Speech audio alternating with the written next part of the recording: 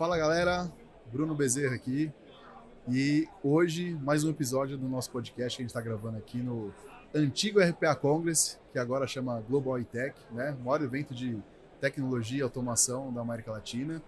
E agora a gente vai fazer um papo entre nós aqui, time do Brasil, para vocês conhecerem um pouquinho mais como que construímos essa seleção aqui, ou esse esquadrão, né? Depende do ponto de vista aí.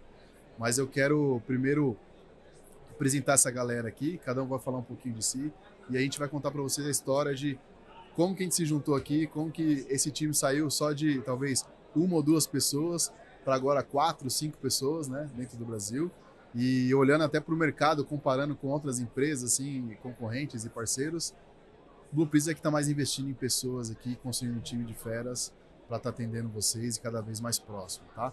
Então, quem está comigo aqui é o Jonathan, eles vão se apresentar rapidamente, Jonathan, Rodrigo, Cid e Vinícius, mas eu quero primeiro passar a bola já para o Rodrigão, que acho que o Rodrigão que foi o responsável por juntar toda essa galera aqui, começar a plantar essa sementinha para o time da Blue Prism estar crescendo e estar evoluindo tanto como a gente está. Então, vou passar a bola para o Rodrigão. Fala, Rodrigão. E aí, galera, beleza? Vini? Bom demais. Jonathan, bom. Inside trade hoje, né, velho? Só interno aqui da Blue Prism. Bom dia. Cara, pra mim, já falei isso pra vocês pessoalmente, é um sonho ter vocês aqui trabalhando junto aqui.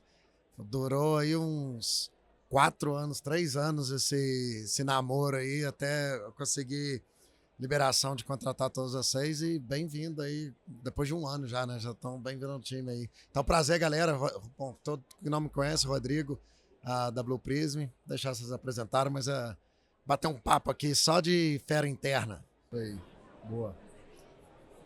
Fala pessoal, tudo bem? Sou o Vini, estou como consultor de soluções aqui na Blue Prism já há 1 ano e 6 meses e para começar, eu comecei na Bung, minha carreira de RPA, o Bruno foi meu chefe lá na Bung, então o Jonathan foi meu par, né? Comecei lá como estagiário em 2018 e vim trabalhando com tecnologias desde então.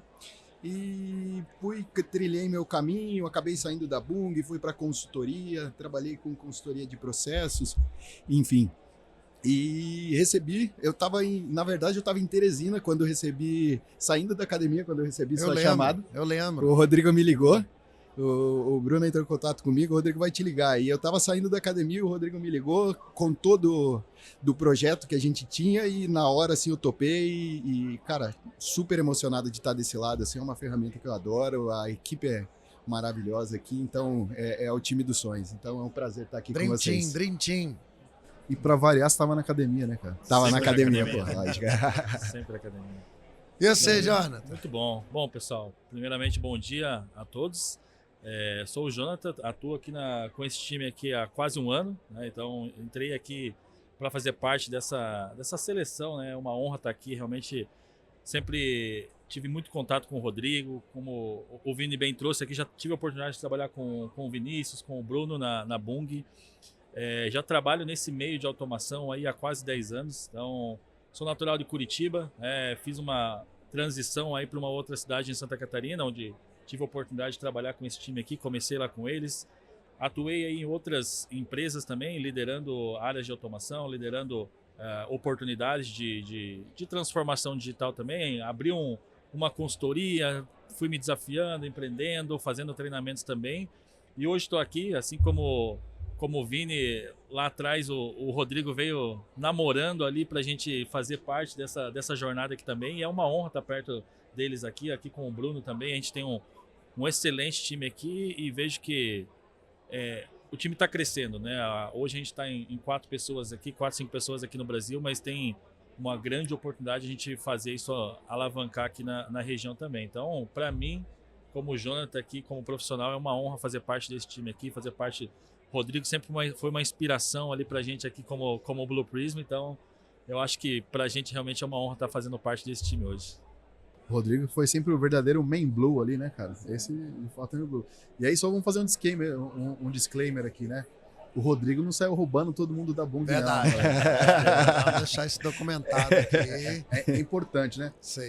Por que todos nós temos algo em comum que trabalhamos na Bung. A Bung, né, é o nosso cliente ainda, um dos maiores clientes que tem aqui no Brasil.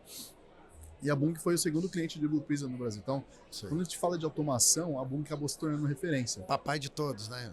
Então, eu não sei se os meninos sabem aqui, mas eu fiz as contas ali desse tempo que eu fiquei na Bung, mais de 80 desenvolvedores trabalharam com a gente. Então, como a gente tinha um time de formação inicial, e esse time foi o boom do mercado, no meio da pandemia, a gente foi perdendo bastante gente, né? E a gente também foi uma empresa muito formadora de pessoas. Então, a gente construiu uma estratégia de ter uma base muito grande de estagiários, e essa galera a gente foi formando.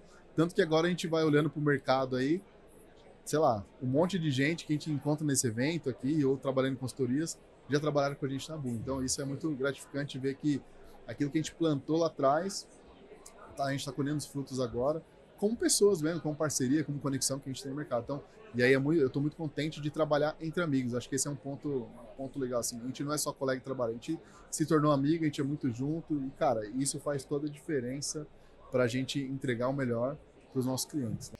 E foi isso, acho que um fator determinante, né? Porque eu conheci vocês dois primeiro, né? E eu estava entrando no mundo da RPA. Eu sempre fui de tecnologia, mas não era do mundo da RPA. Antes eu estava na Tableau, uma empresa de Business Intelligence, né? E quando eu vi o trabalho de vocês dois, principalmente, que a gente ia lá na Santa Catarina, eu falava, caralho, eu posso xingar, né? A gente pode xingar. Né? Caramba, fera, né? Porque naquele momento eu estava visitando muitos clientes também e, para ser bem honesto, vocês estavam muito na frente de todo mundo. Né? E a VEG também, inclui a VEG aí que o pessoal assistindo, era muito bacana. Então, e da América Latina, às vezes eu via de outras coisas, tinha os casos Santander Argentina, que era sempre referência também, mas aí eu havia uma disparidade muito grande. Então eu, sozinho, trabalhando no Brasil, né, com Andrés na época, mas eu era Brasil, e levantando os partners, eu tinha a Diva na época, né, Cognition, eu tava Accent, eu tinha todos os partners. Eu falava, como é que eu faço, né, a Bung e a Ering virar referência de implementação no Brasil? Então não era querer roubar vocês, né? Era querer roubar a cabeça de vocês, né? Essa visão de vocês. Então eu admirava muito. A estratégia sempre foi escalar, né, Rodrigo? Como que a gente consegue replicar um modelo que está sendo muito bem sucedido nesses clientes, como que a gente faz com que o mercado vá para esse caminho, né? Então, acho que a ideia que a gente via de você e da estratégia da Blue Prism realmente é fomentar o mercado. Como que a gente faz o mercado crescer em conjunto, todo mundo entregando eficiência, né? Então, a Blue Prism é muito forte nisso, metodologia. É o que a gente implantou, que a gente conseguiu seguir, né? E aí a gente não tem nenhum script, a gente não combinou nada, né? E aí eu já quero lançar alguns assuntos aqui polêmicos para a gente discutir. E aí, editor, seria legal aqui ter uma musiquinha, tá? Que vai apertando o botão e ó, chegou agora. Musiquinha para cortar o que a gente vai falar. Então, vou puxar um aqui, depois vocês vão puxando aí também. O que vocês estão achando?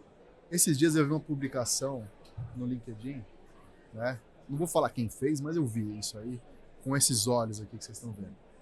Onde tinha num quadrante 2000 e lá vai bolinha Blue Prism, UiPath, Automation Anywhere, como tecnologias ultrapassadas, né? E no outro quadrinho aqui como tecnologias do futuro, todas essas de IA, né? E Python. E aí eu vou soltar uma pergunta aqui para vocês. Desde quando hard code se tornou inovação, um novo normal? Quero ouvir a opinião de vocês, se eu tô maluco ou não. É os dois aqui, ó. Isso é papo para os dois aqui que entende mais que nós. Bom, eu acho que essa estratégia de marketing, agressividade contra fornecedores, isso sempre existiu. É normal isso acontecer. A gente vê lá fora nos Estados Unidos o Burger King atacando o McDonald's com esse tipo de estratégia. Mas esse é um tema que a gente que está nesse meio, que cresceu, se desenvolveu, né? Eu não sou de tecnologia, né? Eu fiz uma migração de carreira lá há 10 anos atrás, da área de contabilidade para uma área de tecnologia. E lá atrás a gente fazia automação, tudo também, a gente conversou muito sobre isso, automação em macro, né? VBA. E isso a gente viu como evoluiu. Né? Hoje a gente não usa mais macro no Excel, a gente não usa mais hard code para construir essas automações, mas a gente fazia isso. A gente construía nessa metodologia. Então, eu vejo hoje o mercado com uma estratégia totalmente diferente. É claro que quando você vai para um hard code, você vai construir, talvez não vai chegar na mesma eficiência, na mesma performance que uma plataforma como a Blue Prism tem hoje para escalar o seu programa de automação, mas você vai talvez construir algo e vai ficar preso ali naquele código. Mas na minha perspectiva não é uma evolução. Né? O Python, as linguagens de programação, elas existem lá desde os anos 70, 80, então falar que o Python hoje é uma evolução para o mercado de automação, eu estou indo contra. Né? É a mesma coisa que eu utilizar machine learning para criar um agente de IA. Então hoje você cria um agente de IA através de um prompt. E aí eu utilizar código para criar uma automação, eu estou indo totalmente contra o mercado. Então a minha perspectiva é que é uma estratégia, mas já utilizei muito no passado também Python, mas não vejo isso como algo enterprise, né? Para as empresas escalarem, para as empresas gerarem resultado, eu não vejo o Python como uma estratégia realmente para alavancar dentro dos negócios. Não, inclusive, eu acho que não são concorrentes em si, mas são complementares, né? Você pode ter uma parte que você utiliza um hard code, mas muito que eu vejo é que os clientes estão deixando de lado a segurança, a escalabilidade, visando só a questão de redução de custo, acelerar o desenvolvimento, mas deixando as boas práticas, as metodologias, tudo que a gente prega e entrega ao mercado, deixando isso de lado em detrimento a uma ferramenta de código aberto, onde qualquer um pode inserir os dados, pode disponibilizar um script, tanto para o bem quanto para o mal. Então, eu vejo que elas são complementares e, de fato, eu vejo muito dos clientes deixando de lado a segurança que a gente oferece, a governabilidade, a escalabilidade. E eu acho que só pegando um gancho com o que o Vini trouxe, né? Como que você escala hoje na tua organização, uma empresa, né, que tem mais de 500 funcionários, onde você vê essa estratégia de agentes e tudo mais, como que você escala isso para que pessoas do negócio consigam desenvolver os seus agentes, consigam automatizar as suas tarefas? É claro que esses tipos de projetos são importantes também, porque a área de negócio lá quer automatizar um processo. Então, como que eu escalo isso com Python? O cara não conhece de Python e me falar que Python é uma linguagem de programação básica, não é. Desculpe, mas você não vai conseguir criar uma automação robusta que vá conseguir atingir objetivos claros com um código simples ali. E o cara que é de negócio, que não tem o mínimo conhecimento, ele não vai conseguir criar. Não, e aí eu vi pessoas argumentando também, mas eu posso usar o ChatGPT para me passar o código. Imagina isso, a gente ri, vamos lá, deixar de ser irônico, né? Mas imagina, cara, eu vou usar o ChatGPT para me dar um código para eu escalar o meu processo automatizado vamos usar na Bung, vamos falar porque Bung é parceiro nosso aqui, né? Na Bung, uma empresa de 60 bilhões de dólares, o usuário da ponta vai usar um ChatGPT para trazer um código. E aí eu vou pegar um gancho aqui que acho que é legal, um ponto, né? Você vê como que a nossa equipe é multidisciplinar, né? Então, você tem ex-contadores, administradores, a galera que virou técnica, menos técnica, um cara aqui, um vendedor nato, né? Tá ensinando a gente isso aí também. Mas eu queria ouvir de você, Rodrigo. Você tem algumas informações internas aí também, né? A gente não vai falar nome de nenhum cliente aqui, mas sobre o risco, sobre o hard code também. Então, recentemente a gente teve notícias e contatos com alguns clientes, né? Sobre invasão, sobre alguns problemas que aconteceram, que estão relacionados a essa grande exposição e abertura nesse caminho. Fala um pouquinho assim, o que você ouviu, acho que de alguns clientes nossos também que sofreram com isso. Não vamos falar nome de ninguém aqui, né? Sim. Mas só fala um pouquinho do que rolou, principalmente essa parte de risco que tem para você. É uma porta aberta para algumas coisas aí para as empresas, né? Vocês entendem muito mais que eu, mas o código... Antes de eu responder, eu moro nos Estados Unidos há 20 anos. E eu sempre trabalhei com tecnologia. Minha família também, meu irmão gêmeo trabalha com tecnologia. E meu irmão gêmeo trabalhava na HashiCorp. HashiCorp é uma empresa de tecnologia, de infraestrutura, faz uns negócios de infraestrutura. E eu lembro conversando com ele falou, Rodrigo, 80% dos meus clientes na América Latina estão com o meu produto open source. 80% dos meus clientes nos Estados Unidos estão com o meu produto enterprise. Só 20% open source. O mindset lá não existe você operar com produtos open source, sabe? Ou não vale a pena o risco, né? Para quê? Ele é de graça para você testar, né? Você experimentar. Não é para você fazer algo... Então, esse mindset fora, não. Aqui, na América Latina, a gente ainda tem essa cultura. E não só Brasil, América Latina. Eu e meu irmão conversando, a gente falava que, conversando com um mentor nosso lá de tecnologia, ele falava assim, Jim Barnes, o nome dele, e ele é americano, mas trabalha com a América Latina por 30 anos, tal, fala espanhol bem pra caramba, português. Ele falava, Rodrigo, o americano, ele gasta dinheiro para economizar tempo. O latino gasta tempo para economizar dinheiro. A gente investe um tempo para economizar $20 mil. Pô, gostei dessa frase. Repete só pra gente gravar. O americano, ele gasta dinheiro para economizar tempo. O norte do mundo. O latino, a gente gasta tempo para economizar dinheiro. Então, a gente fica buscando formas e alternativas, gambiarras. Para economizar $20 mil no ano. R$100 mil. Né? E o americano não. O americano ele gasta dinheiro, ele investe $100 mil para economizar 1.000 horas. Né? Então, esse mindset que eu acho que responde tudo isso. E você vê internamente o que eu tá falando, sim, de clientes, de ataques. A gente está trabalhando com clientes agora que me falam, eles nunca vão falar que é por causa de código. Ninguém vai falar por causa de código. Mas vocês entendem muito mais que eu de security. A brecha está nos hardcore, nos códigos abertos, né? Eu acho que, né? Pegando essa referência muito que o Vini trouxe, né? O Python, ele não é o código, né? Seja Python, qualquer outra linguagem de programação, Java, C Sharp, ele não é uma ferramenta para você automatizar, ele é um complemento. Né? Então, a gente tem clientes aí na América Latina que utilizam, mas a tua fala foi essencial. Como que eu levo para um banco, chego lá para o banco e falo, vamos escalar o seu programa de automação para que as áreas automatizem, e agora para você criar sua automação, você vai pegar todas as suas informações, toda a sua base de cliente, todas as suas informações confidenciais, vai mandar para o ChatGPT para ele criar um agente para você, para ele criar um código, e você vai rodar isso em Python. Cara, não tem como, né? Eu estou colocando o risco na operação ali. O Vini bem sabe aí que a dificuldade da gente colocar e transformar um processo complexo, eu estou falando um processo complexo, não uma automação que eu vou extrair um relatório.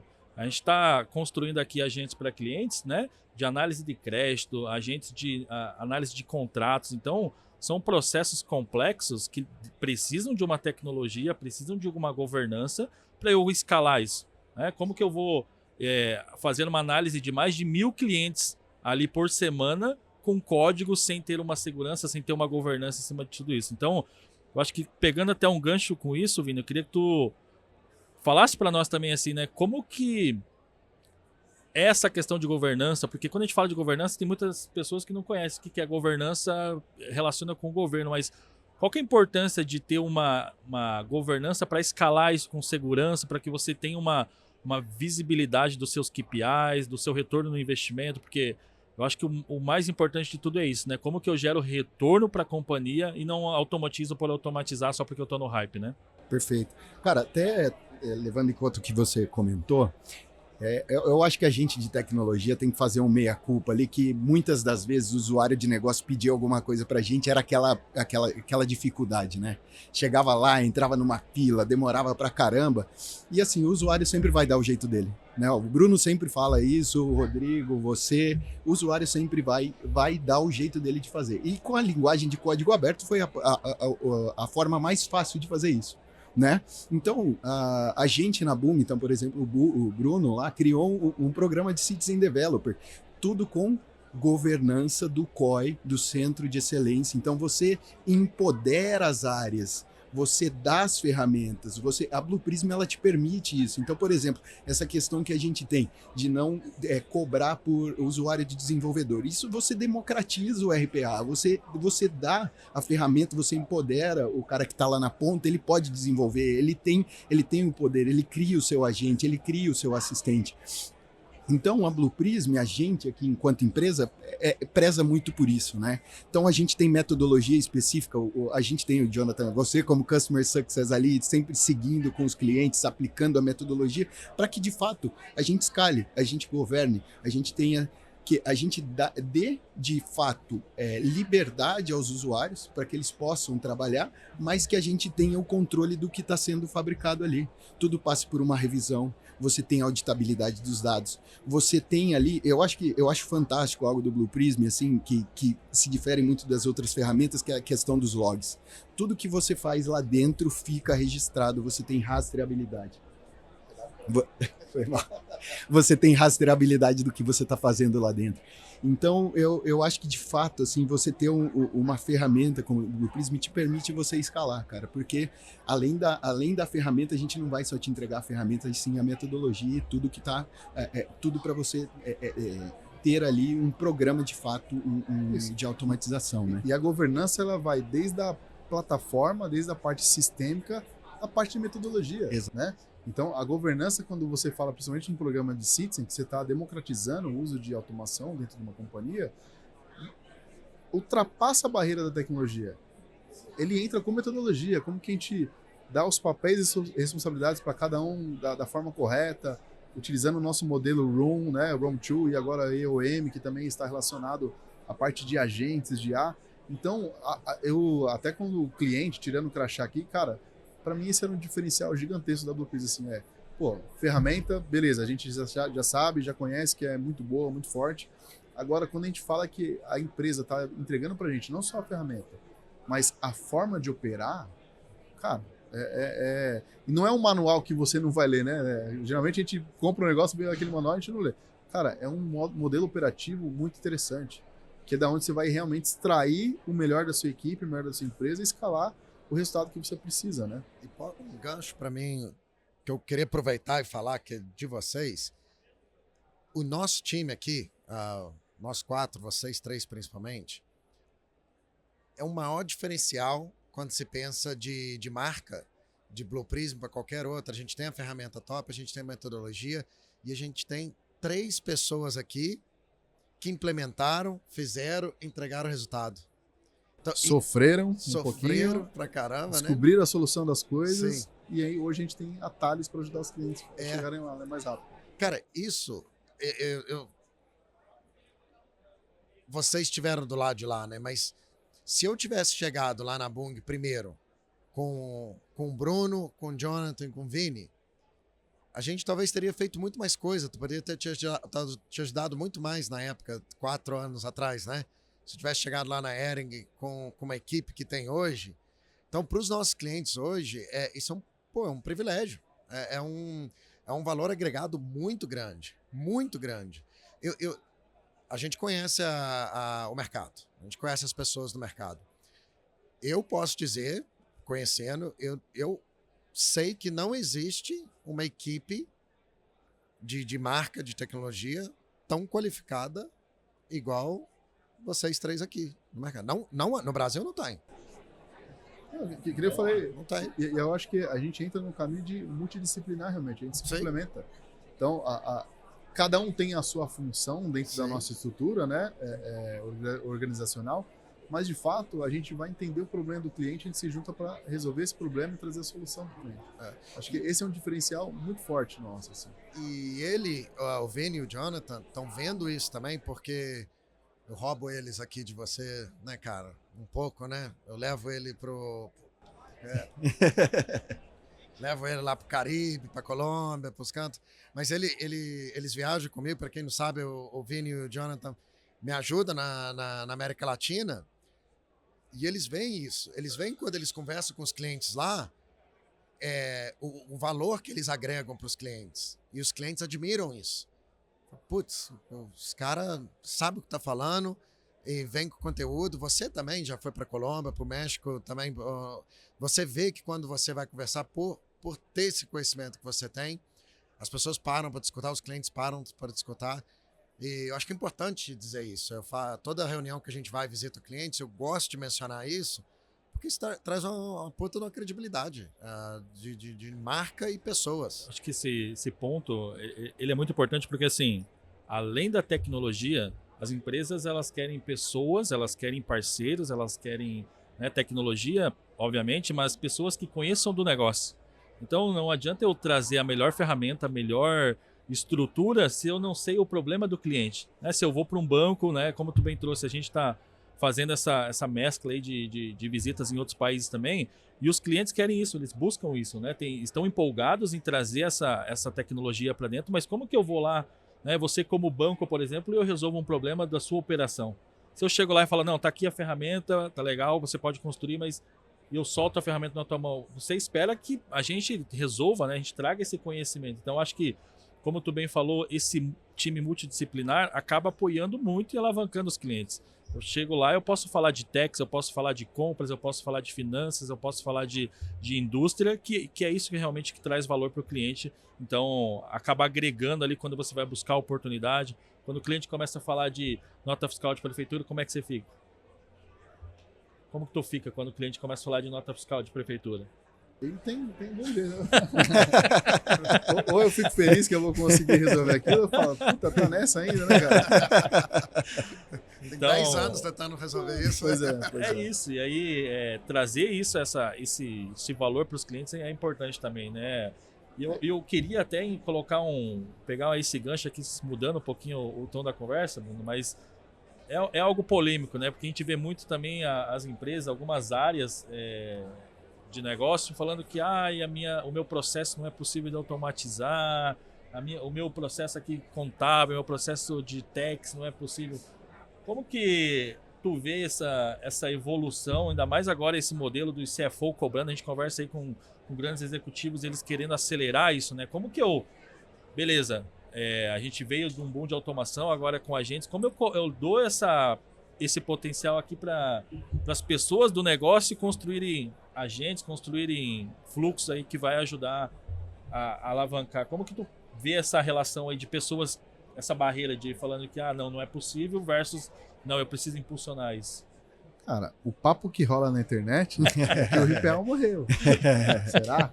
Será que morreu? Não, é brincadeira aqui, né? Mas a gente vai fazer uma dancinha no final, vocês não percam. Cara, agora eu acho que a gente vem falando muito isso, né? Hoje em dia, tudo é possível. Diferente de quando a gente começou lá, né? O Jonathan e Vini, chegava um projeto, uma demanda, a gente tinha que dizer se era possível fazer ou não. E hoje em dia, não. Tudo é possível. Agora é o como fazer isso ou não e se faz sentido fazer isso ou não, né? Então, a gente está num momento que tem um boom de tecnologias, agente para todo lado, LLM para todo lado. Então, num dia é o ChatGPT, daqui uma semana é o Cloud, agora é o Nano Banana, agora não sei. Então, cada hora está aparecendo alguma coisa. Estão surgindo um monte de CEO, CTO de Instagram que recebe um videozinho do Abacatudo e do Tomatudo ali e fala, vamos fazer isso aqui. Então, a gente tem que ter muito cuidado nesse momento. Então, tudo é possível fazer. Agora a gente tem que avaliar se faz sentido fazer ou não. E como? Por quê? IA não é barata, né? Então, você tem 2 pontos de risco. Primeiro, a tokenização hoje de um processamento de IA não é barato. Então, que você use uma IA para resolver aquilo que de fato seja necessário você usar uma IA. Tem um investimento agregado ali, para que você tenha um retorno desse investimento usando uma IA. Para aquilo que não precisa, cara, 80% das coisas que a gente está vendo hoje em dia, você vai resolver com RPA clássico, né? Você resolve com RPA clássico, economizando dinheiro e coloca a IA aonde você realmente precisa. E aí, quando você junta todos esses elementos, todos esses agentes, né? Pode ser um agente humano, pode ser um agente de automação, que a gente fala que é o RPA antigo, aquele RPA velho, né? Já tá virando velho o RPA, né? Ou pode ser um agente de IA. Então, a ideia hoje é analisar o problema, analisar o processo e colocar o agente específico para resolver cada parte disso. E aí, o que é legal, né? E a gente fala isso com entusiasmo, a gente acaba de lançar uma ferramenta que vai conectar tudo isso. Porque imagina que eu tenho alguém ali que estão criando uma Shadow IT nas empresas, Shadow AI, o cara vai lá e resolve um problema com o ChatGPT.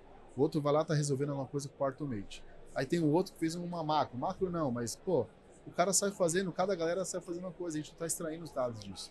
Então quando a gente vem com uma plataforma, por exemplo, né, que é o WorkHQ, e a gente consegue conectar todos esses agentes, cara, o ganho e o resultado vão lá para cima.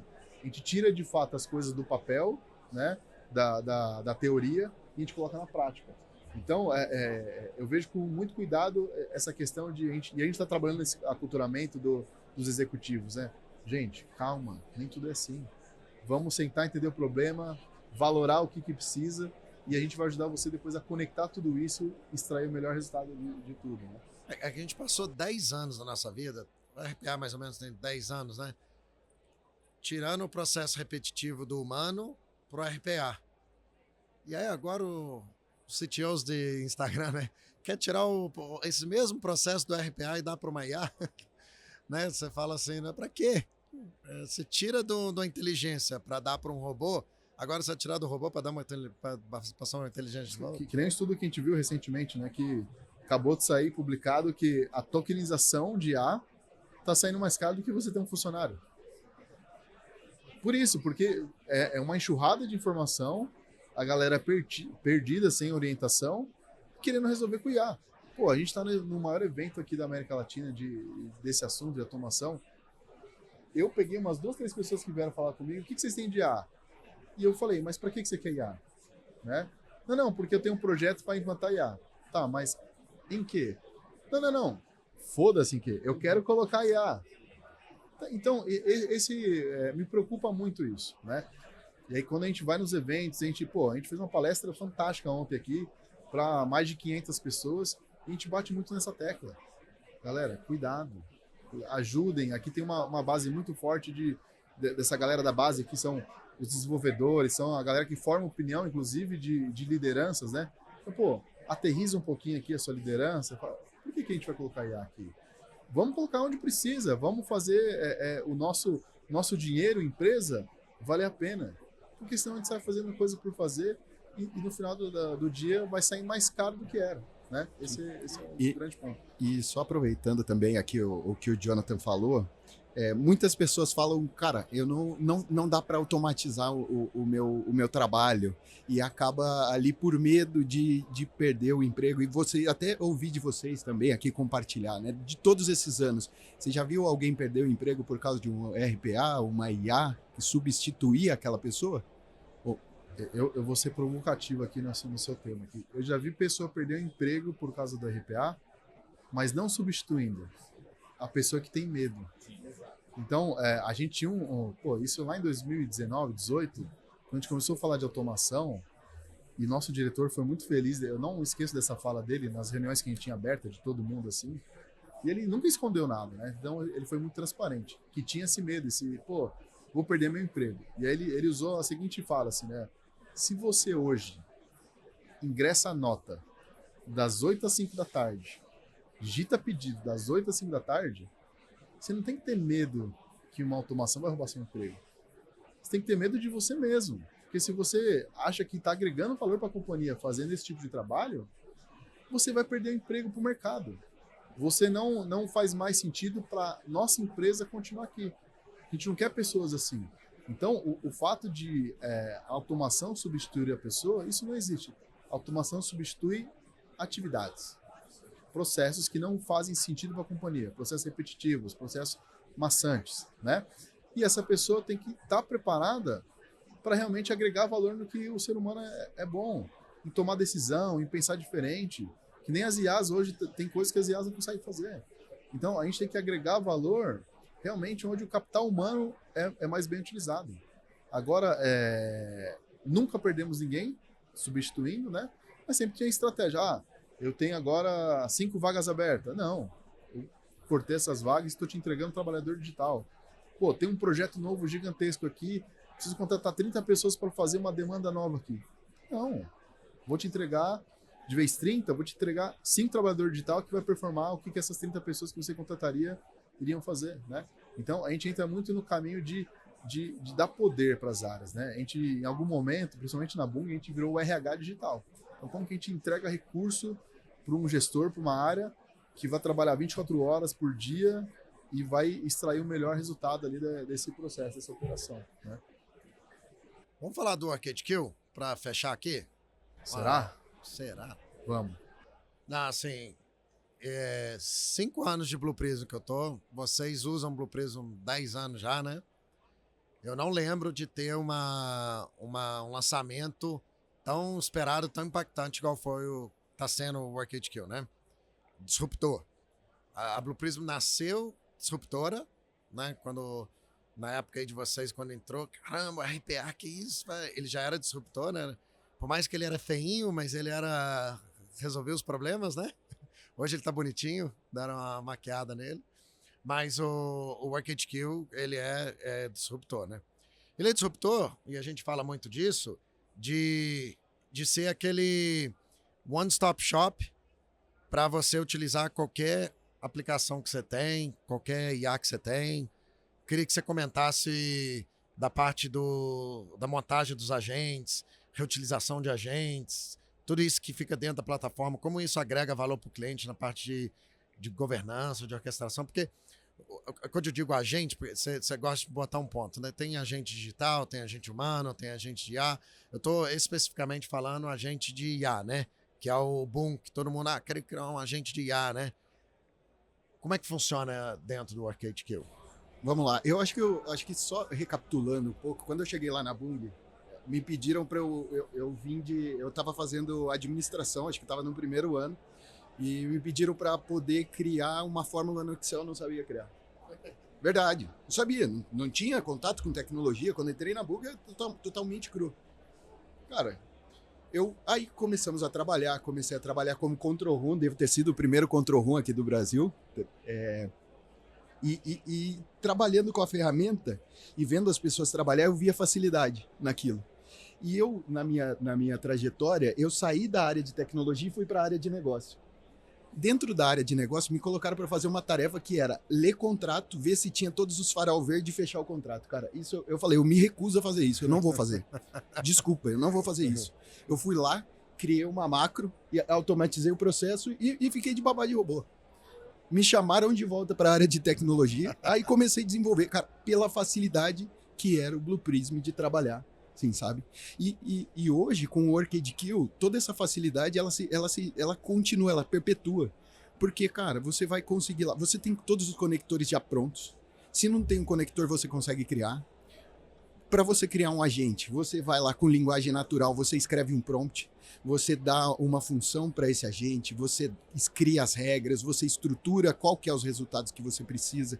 Você tem nativamente o poder de dar as ferramentas para esse agente autonomamente acessar, por exemplo, uma planilha do Excel e extrair os dados de lá, acessar uma base de dados e extrair os dados de lá. Tudo isso através de linguagem natural, sabe? E aí você tem, junto aos trabalhadores digitais da Blue Prism, a capacidade de você ter um humano validando isso aí, você cria um ambiente, cara, totalmente favorável, fácil, escalável com essa ferramenta. Então, assim, é algo totalmente disruptivo, como você mesmo comentou, e assim, é algo que, de novo, né, pessoal, além de ser fácil, ele tem segurança. Fácil por fácil tem vários que você pode utilizar, mas com segurança. Governabilidade, escalabilidade, que é algo que a gente prega, cara, sempre, né? E aí eu vou resumir em algumas palavras aqui que, primeiro, escalável. Ele é 100% escalável. A adoção, e a gente comparando agora com o Blue Prism tradicional, a adoção do Arcade Kill vai ser muito rápida, muito veloz. Porque você tem praticamente tudo pronto. A gente está falando aqui de conectar conector, é redundante, conectar conectores, mas são pegar os elementos que já estão prontos, os sistemas já estão prontos, as aplicações já estão prontas, e você conectando isso. Agora preciso criar um agente, uma linguagem natural que você vai fazer em engenharia de prompt, você vai construir seu agente. Então, a entrega vai ser muito mais acelerada, a entrega vai ser muito mais rápida. E tudo isso abaixo que é nosso carro-chefe, uma governança, um lugar centralizado, onde você vai distribuir isso para dentro da sua empresa, sem penalizar, porque para mim, da Blue Prism, isso é fantástico. Você consegue escalar isso para que todo mundo utilize isso, sem penalizar, cobrando do indivíduo. Ah, você quer usar? Não, é tanto licença. Não, cara. Você vai conseguir escalar isso para todo mundo da sua companhia sem ser penalizado. Então, acho que essa parte de velocidade de adoção, para mim, é fantástica. A liberdade que as pessoas vão ter de criar os seus agentes dentro de uma governança. Então, eu vejo isso como uma evolução tremenda. O Blueprints passou por um visagismo aí, né? Então agora... Não tô falando nada, cara. Tá tudo certo. Então, o Blueprints passou no visagismo ali, tá linda a ferramenta, tá fantástica, muito fácil de usar, e a gente só vai colher bons resultados usando o OrchidQ. E eu tô falando besteira porque eu faço analogia do reutilização de objetos, que já a gente conversa aqui, com agora o OrchidQ com reutilização de agentes. Eu tô falando besteira, não? Vocês, eu vejo isso sendo, né? Imagine, né? Hoje a gente vê grandes empresas aí que têm centros de serviços compartilhados, mas tem muitas empresas ainda que possuem estruturas que são separadas, né? Então, pense empresas que têm indústrias separadas, onde você tem áreas específicas lá no campo, né? Então, pegar uma indústria que tem 50 unidades de negócio e cada unidade de negócio tem uma pessoa de finanças, tem uma pessoa um lançador de nota fiscal, uma pessoa do fiscal que faz essa atividade. Hoje, por exemplo, esse agente, a gente vai lá e cria um agente para essa área de negócio. Eu consigo replicar isso. Então, eu não preciso desenvolver, não preciso recriar um agente, um código, né, para essas outras determinadas unidades de negócio. E eu acho que o grande diferencial é isso, né? De novo, assim, trazer essa escalabilidade e essa governança em um único lugar, né? Eu tô cansado assim de ver empresas que criam pequenas unidades de tecnologias dentro de uma única empresa. Você tem uma área de automação, você tem uma área de Python, você tem uma área de Power Automate, você tem uma área de IA. Cara, se você fazer uma governança de tudo isso, você vai ter que ter um time de suporte para tudo isso. Então, eu acho que o OrchidQ ele vem justamente para organizar tudo isso. Então, eu consigo orquestrar um Power Automate, eu consigo orquestrar Python, eu consigo orquestrar qualquer que seja a tecnologia, né? Então, o grande diferencial é esse. Como eu consigo criar ambientes separados. Então, eu quero aumentar a minha eficiência aqui dentro da empresa, criando ambientes para as áreas de negócio, por exemplo. Pô, lá eu consigo criar um ambiente para finanças, um ambiente para TI, um ambiente para a área de compras, e as pessoas do negócio conseguem criar os seus próprios agentes. E aí o grande diferencial, né? Em um único lugar, como o Vini bem trouxe, a questão de logs, a questão de auditoria, o que está acontecendo lá, questão de gestão de credenciais, a criptografia, né, dessas informações também, para que elas não vazem. E eu acho que pegando um gancho com um dos outros produtos que já estão dentro do OrchidQ é a camada de governança, né? É o AI Gateway, né, que é justamente toda essa segurança para que as informações não vazem, né, da empresa, para que as informações confidenciais que as pessoas coloquem ali no chat GPT, elas sejam mascaradas, né, as principais informações. Então, isso é trazer segurança, isso é trazer governança para dentro da empresa e escalar, né, todo esse programa. Então, acho que o OrchidQ ele vem justamente para isso, para organizar tudo isso, para que você tenha equipes de diferentes skills, mas trabalhando num único lugar, trabalhando numa única ferramenta e escalando isso para o negócio como um todo, né? Boa. Galera, queria agradecer vocês aqui. Então, vieram aí pro Brasil, quem não é do Brasil, quem não é de São Paulo. Semana que vem tô voltando para Colômbia, tá? Veio para... Vai me deixar aqui boiando? Cara, fizemos e estamos fazendo um evento muito legal, né? E aí você que está vendo esse vídeo aqui também, vai estar aqui embaixo o link para você acessar as informações do OrchidQ, agendar uma demo com a gente. Pô, fantástica ferramenta, vocês vão gostar bastante, vão aproveitar. Então, obrigado e até mais, galera. Valeu, gente. Obrigado.